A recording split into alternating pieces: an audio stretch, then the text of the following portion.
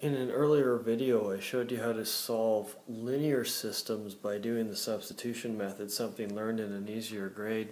When you're trying to solve a nonlinear system algebraically, it gets a lot more complicated because you have squares and it gets to be a great big mess. So earlier when we did this thing, when we had two linear systems and we could find, well, y equals, and as soon as we got y equals, we took that representation of y that didn't involve y, instead just had x, and we plugged it into the other equation. It was the second equation here, and we plugged it in there like that, and we solved for x.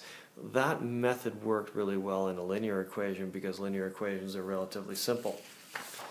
A slight variation on that is something you need to do when it's a nonlinear system. So when you have a nonlinear system, I'll show you a couple here. Oops, there we go.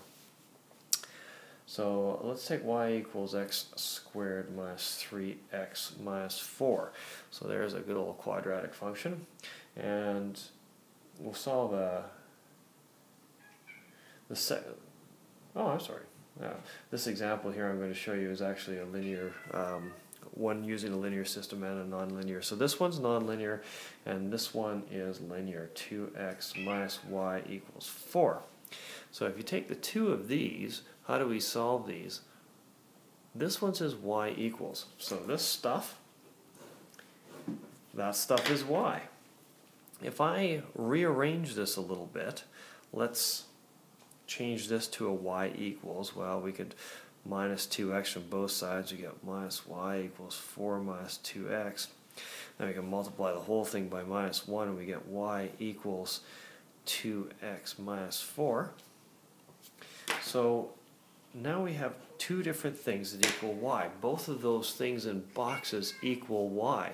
Therefore, they must equal each other.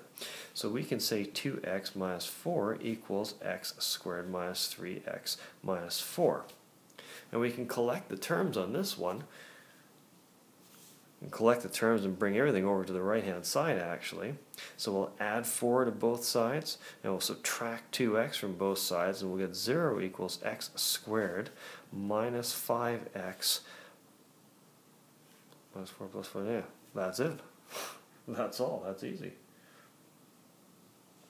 X squared minus 5x, because we've added 4 to both sides. So can this be factored? Well, 0 equals x minus 5. And so yeah, it can be factored. So x equals 0 and x equals 5. So now we've solved this nonlinear function entirely algebraically by simply getting the variable by itself and then realizing that if we've got the variable, one of the variables by itself, the rest of the stuff must be equal as well. And then we simply solve for x. So that works great if you can do factoring. In this case, it's just a distributive property factor. But if you had to, you could use completing the squares, you could use quadratic formula, you could use whatever method you need to derive the value for x.